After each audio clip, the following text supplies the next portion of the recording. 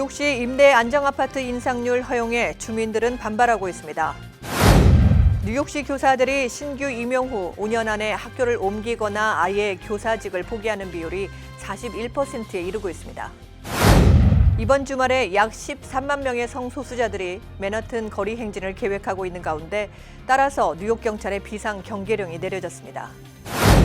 국경을 넘으려다 익사한 부녀 사진에 중남미의 비극이 고스란히 드러나고 있습니다. 5억 원이 넘는 해외 금융 계좌를 갖고 있는 재외 동포들은 돌아오는 7월 1일까지 한국 국세청에 신고를 마쳐야 합니다.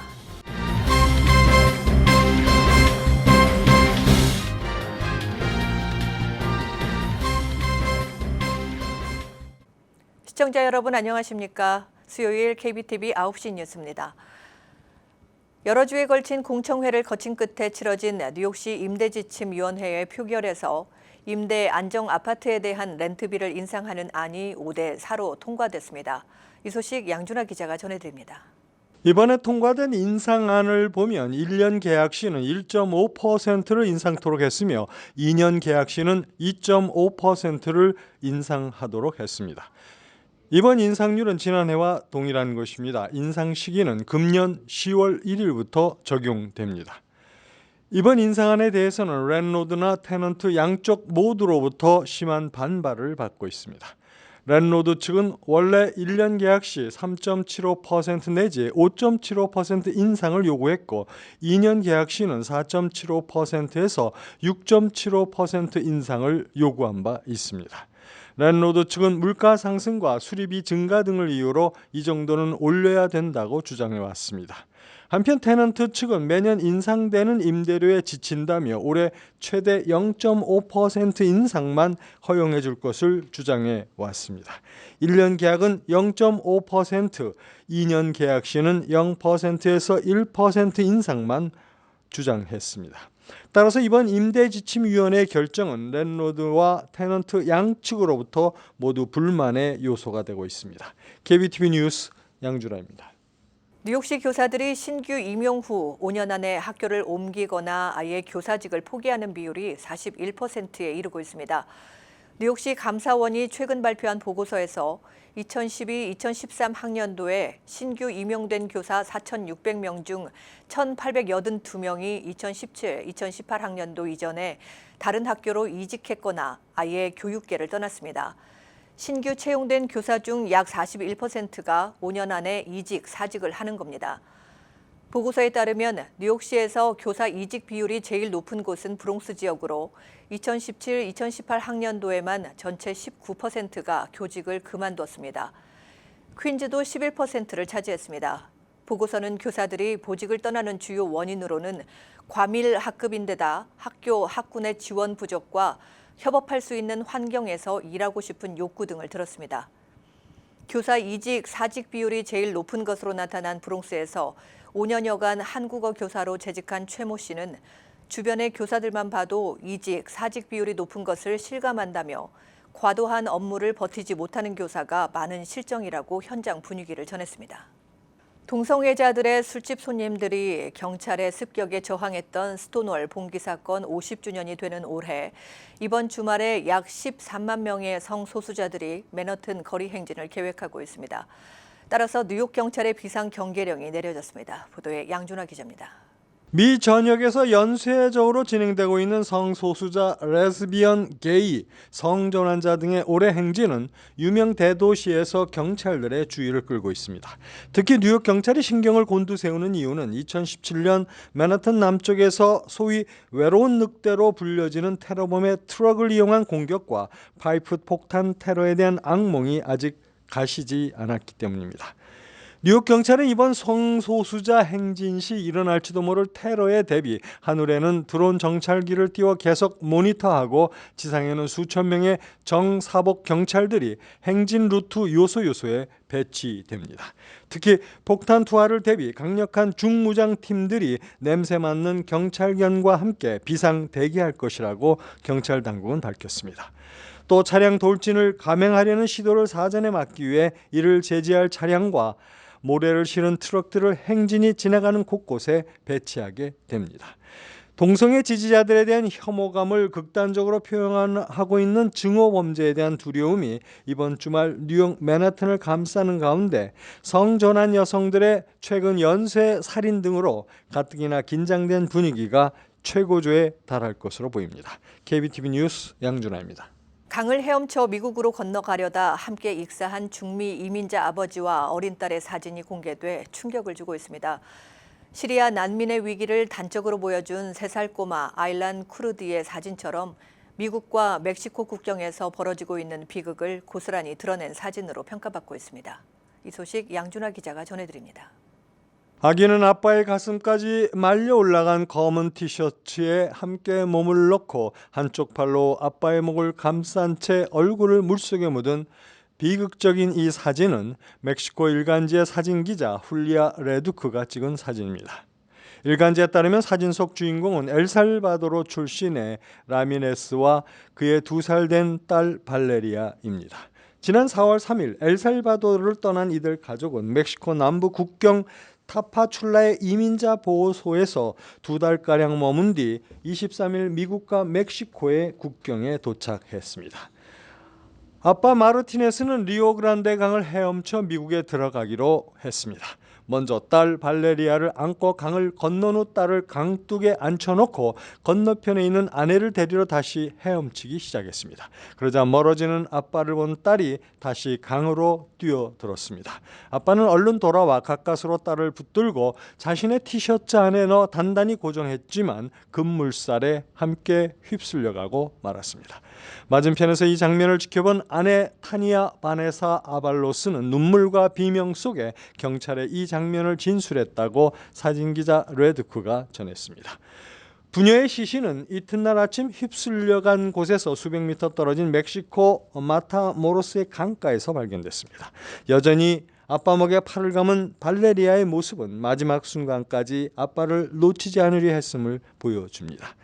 엘살바도르와 과테말라, 온두라스 등 중미 국가에서 빈곤과 폭력 등을 피해 미국으로 이주하려는 이민자들의 행렬이 끊이지 않으면서 미국과 멕시코 국경 사이에서는 매일같이 이러한 비극이 이어지고 있습니다. KBTV 뉴스 양준하입니다. 5억 원이 넘는 해외 금융 계좌를 갖고 있는 재외동포들은 오는 7월 1일까지 한국 국세청에 신고를 마쳐야 합니다. 뉴욕 총영사관에 따르면 올해부터 재외동포들의 해외 금융 계좌 신고 기준 금액이 기존 10억 원에서 5억 원으로 낮아졌습니다. 따라서 5억 원이 넘는 해외 금융 계좌는 오는 7월 1일까지 신고해야 합니다. 한국 관할 세무서에 신고서를 제출하거나 국세청 홈택스를 통해 전자신고를 하면 됩니다. 해외 금융 계좌란 해외 금융회사의 금융상품 거래를 위해 개설한 계좌를 말합니다. 한국 거주자와 한국 법인은 지난해 이 계좌에 보유한 현금과 주식, 채권, 보험 상품 등의 잔액이 매월 말일 중 하루라도 5억 원이 넘었다면 그 내역을 신고해야 합니다. 신고하지 않으면 미신고 금액의 최대 20%까지 과태료가 부과됩니다. 미신고 금액이 50억 원이 넘을 경우 형사처벌을 받을 수 있고 명단 공개 대상이 됩니다. 또 해외 사업장이나 지점 등 해외 현지 법인 등이 보유한 해외 금융 계좌도 모두 신고해야 합니다. 다른 사람의 명의로 개설한 차명 계좌의 경우는 명의를 빌려준 사람과 실제 명의자 모두에게 신고 의무가 있습니다. 미중 무역 갈등이 고조되고 미국 고용시장 열기가 식는 가운데 미국의 소비 심리가 1년 9개월 만에 최저치로 떨어졌습니다. 25일 미국 월스트리트 저널에 따르면 미국 비영리 민간 경제조사기관인 컨퍼런스 보드 조사 결과 미국의 소비자 신뢰지수는 지난달 131.3에서 이달 121.5로 떨어진 것으로 나타났습니다. 이는 2017년 9월 이후 1년 9개월 만에 가장 낮은 수준입니다. 소비자 신뢰지수는 소비 심리를 나타내는 대표적 지수입니다. 지수가 높을수록 소비자들이 경기를 좋게 평가하고 재화와 서비스를 구매할 의향이 크다는 의미입니다. 국가 경제의 한 축인 가계는 대체로 경기 부진이나 고용 불안을 느낄 때 지갑을 닫습니다. 소비자 신뢰지수 하락에는 최근 다시 긴장이 고조된 미중 무역 전쟁과 미국 고용 시장에 대한 비관이 반영된 것이라는 분석이 나오고 있습니다. 한국건강보험공단은 재외국민과 외국인이 한국에 있는 친척이나 지인의 신분증을 이용해 건강보험 혜택을 받는 부정행위를 차단하기 위해 입원 진료 시 신분증 제출을 요구하는 등 본인 확인 절차를 강화합니다. 한국건강보험공단은 지난 3월 병원협회에 건강보험 부정 수급을 막기 위해 진료 시작 단계에서 환자의 신분증을 확인해달라고 요청했습니다. 양측은 업무 협약을 통해 병원급 의료기관은 이르면 하반기부터 입원 환자에 대해서는 자율적으로 신분증 확인을 통해 건강보험 가입자 여부를 파악합니다. 현재 한국 의료기관에는 신분증 확인 의무가 없습니다. 접수 단계에서 주민등록번호와 이름만 되면 건강보험 자격이 확인되기 때문에 미국 등지에서 한국에 있는 친지나 지인 명의로 건강보험을 부정 사용하는 경우가 많았습니다. 공단에 따르면 2015년에서 2017년 건강보험증 부정 사용 진료 건수는 총 17만 8,237건이었으며 다른 사람의 건강보험증을 사용해 외래 진료를 받은 사람은 3,895명이었습니다. 이를 의료 비용으로 환산하면 총 40억 원으로 1인당 평균 100만 원 꼴이 됩니다.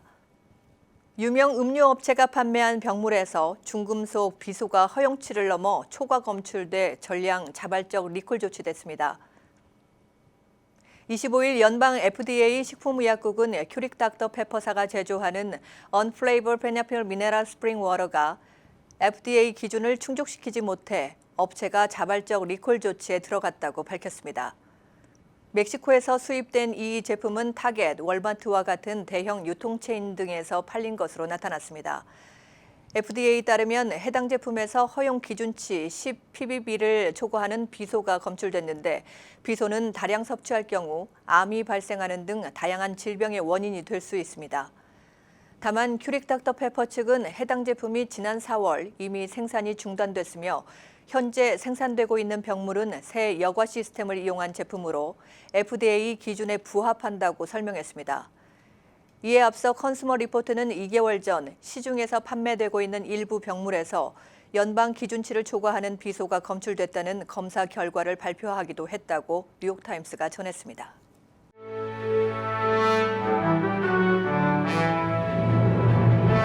사건 사고입니다. 브루클린 출신 유튜브 스타 에티카가 맨하튼 이스트강에서 사체로 발견됐습니다. 경찰에 따르면 에티카의 시신은 지난 월요일 오후 6시 20분경 사우스트리트 항구 근처에서 발견됐습니다. 경찰은 에티카가 SNS를 통해 모두에게 사과한다며 자살을 암시하는 영상을 올린 점은 들어 스스로 목숨을 끊은 것으로 보고 있습니다. 캘리포니아주 샌호세의 한 가정집에서 가족 간 다툼으로 총격이 발생해 용의자를 포함해 5명이 숨지는 참극이 발생했습니다. 지역 언론에 따르면 지난 24일 밤 샌호세의 한 가정집에서 60대의 베트남계 남성이 총을 쏴 처남과 처제 등 4명을 살해했습니다. 17살짜리 딸과 함께 집에서 도망친 아내는 911에 전화를 걸어 남편이 자신의 남매를 총으로 쏘는 걸 목격했다고 신고했습니다. 경찰이 현장에 도착했을 때 용의자는 총으로 스스로 목숨을 끊은 상태였습니다. 노인 요양원 골프 코스에서 시작된 싸움으로 5명이 목숨을 잃었습니다. 캘리포니아주 산타마리아 경찰에 따르면 지난 23일 노인들 거주지인 카사그랜드 에스테이트 공원에서 설치된 파3 골프장에서 3 남자가 다퉜습니다. 이후 총소리가 들렸으며 인근 70살의 커트 브레키와 78살의 리처드 해넌이 숨진 채 발견됐습니다. 용의자는 집으로 돌아가 집에 불을 질렀으며 경찰은 불이 꺼진 후 시신 3구를 발견했습니다. 뉴저지 저소득 및 중산층 대상 주택 공급 확대를 위한 법안이 주의회에서 추진됩니다. 뉴저지 주하원 주택개발위원회는 최근 30세대 이상 규모의 아파트를 신축할 경우 전체 세대의 25%를 저소득 및 중산층용으로 할당할 것을 의무화하는 법안을 가결했습니다. 만약 아파트 개발업체가 저소득층 주택 공급 의무를 이행하지 않을 경우 총 공사비의 25에서 30%에 해당하는 금액을 정부가 징수할 수 있도록 하는 내용도 법안에 포함되어 있습니다. 미국 국경에서 이민자 아동들이 열악한 환경에 방치되고 있다는 실태가 폭로돼 논란이 이는 가운데 CBP 연방세관 국경보호국 국장 대행이 사의를 표명했습니다. 존 샌더스 CBP 국장 대행은 25일 직원들에게 보낸 이메일에서 케빈 맥컬리넌 장관에게 사의를 표명했다고 밝혔습니다. 사임 이유는 밝히지 않았습니다. 연방 이민당국이 불법 체류자들을 취업시킨 고용주들을 적발한다는 목적으로 직장 급습 작전을 펼치고 있지만 지난 1년간 형사 기소된 고용주는 불과 11명에 그친 것으로 나타났습니다. 반면 불법 채용된 종업원은 무려 11만 2천 명이 형사 기소된 것으로 알려지면서 논란이 일고 있습니다. 더군다나 업체가 형사 기소된 곳은 단 한 건도 없었습니다. 존 샌드웨크 오바마 행정부 시절 IC 국장 대행은 이번 통계는 트럼프 행정부가 직장 급습 작전을 통해 업주가 아닌 불법 취업 종업원을 처벌하려는 목적을 확실히 보여주는 것이라고 설명했습니다. LA 총영서관을 비롯해 미주 지역 제외 공간에서 모든 민원 업무와 관련한 수수료를 현금이나 머니 오더만 받고 있어 일부 민원인들이 불편을 겪고 있는 것으로 나타났습니다. 특히 미 국무부의 경우 대부분의 민원 업무 관련 수수료가 크레딧 카드로 결제가 가능해 한국 외교부가 크레딧 카드 결제 시스템을 도입하거나 아니면 현금 없이 공간을 찾았다가 발길을 돌려야 하는 민원인들의 불편을 해소를 위해 각 제외 공간에 현금 자동 인출기를 설치하는 방안을 검토해야 한다는 목소리가 높아지고 있습니다. 이어서 포커스인과 커뮤니티 브리핑이 이어집니다.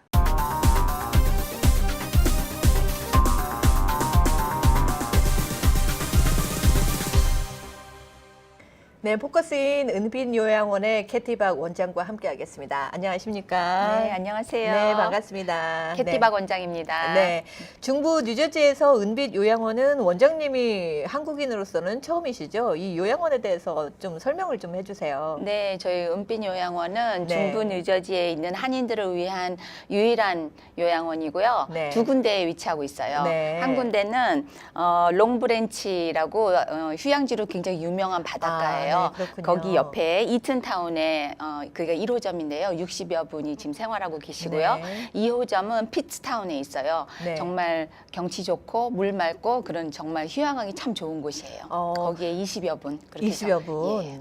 굉장히 가족과 같은 분위기네요. 네, 분위기 너무 좋아요. 예. 그 시설은 어때요? 시설과 뭐 서비스를 예를 들자면 여기는요 중부 뉴저지의 두 군데 다 단층 건물이에요. 아, 이 그거 버겐 마음에 쪽에 들어요. 버겐 쪽에 있는 요양원들은 이게 네. 아파트식으로 고층 건물로 돼 있어가지고 네. 많은 어르신들이 답답하다고 그러시거든요. 네, 그런 면이 저희는 있죠. 단층 건물로 돼 있어서 대지가 되게 크게 자리를 네. 잡고 있고요. 방에서 마음대로 창문을 여실 수가 있고요. 땅을 밟고 안뜰로 나가실 수 있고요. 거기에서 채소나 그렇군요. 꽃을 가꿀 수도 있고요.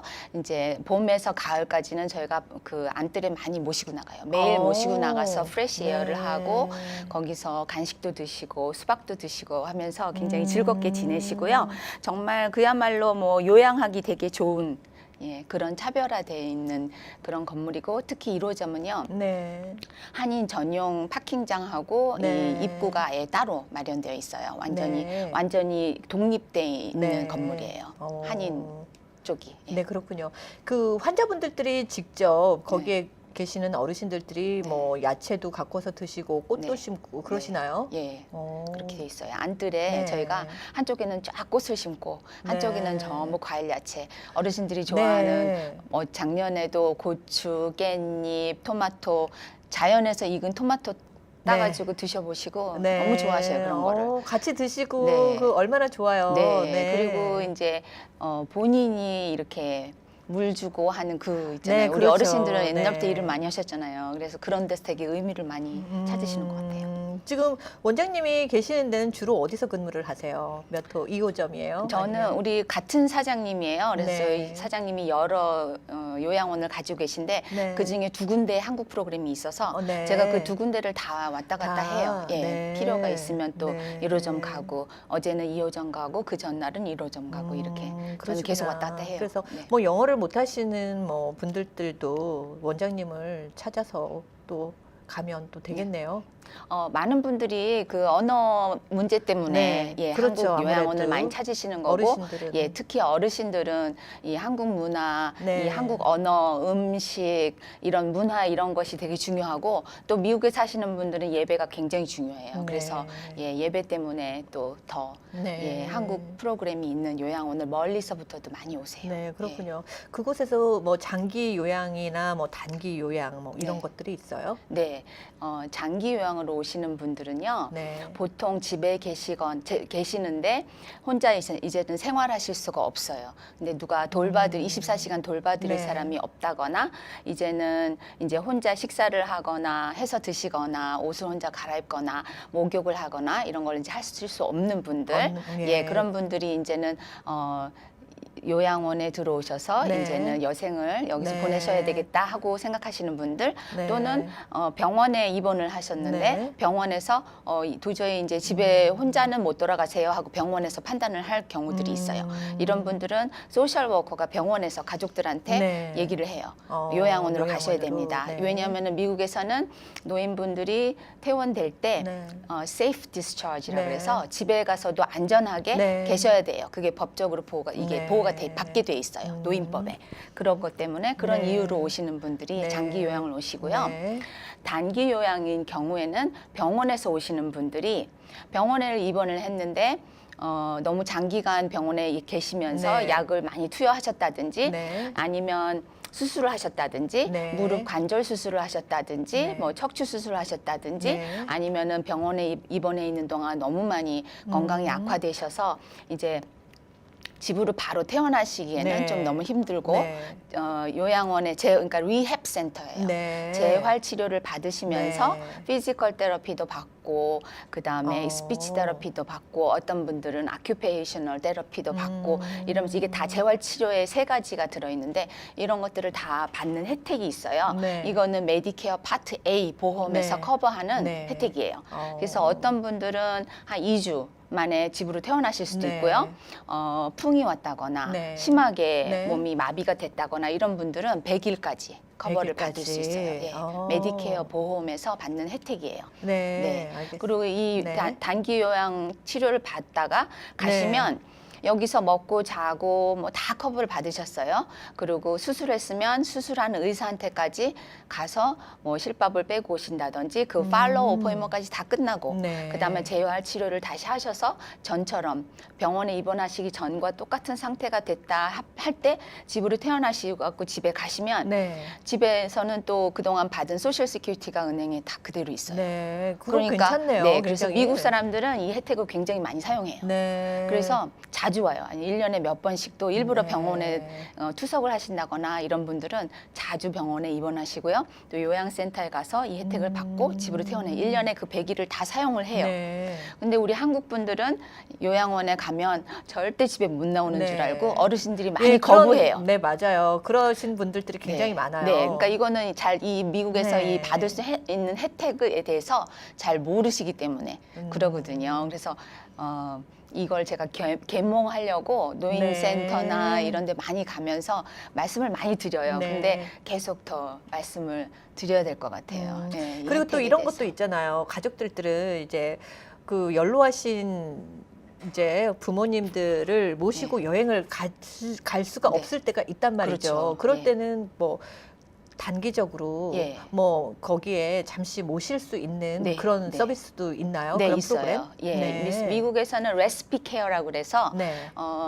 집에서 부모님을 모시고 사는 네. 가족분들 중에 본인이 휴가가 필요하거나 본인이 한국을 다녀와야 되는데 뭐 3, 4주 동안 네. 이렇게 레시피 케어라고 그래서 메디케이드 보험으로 이게 커버가 돼요. 그래서 네. 본인이 가입이 되어 있는 HMO 보험 그 케이스 매니저하고 이야기를 네. 하셔가지고 우리가 가족이 이렇게 여행을 네. 계획 중이다. 네. 어떻게 했으면 좋겠냐 하면은 거기에서 그 어프로브를 해줘요.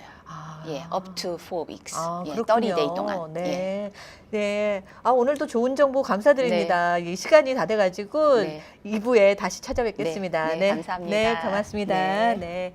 네, 지금까지 은빛 요양원의 캐티박 원장님과 함께했습니다.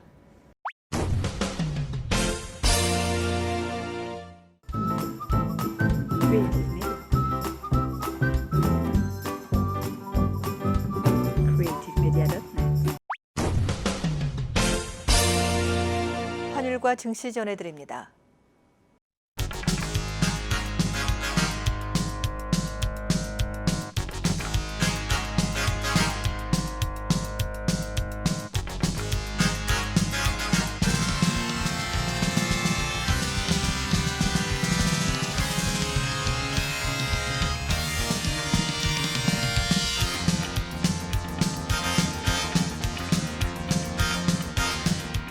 뉴욕과 뉴저지 날씨 전해드립니다.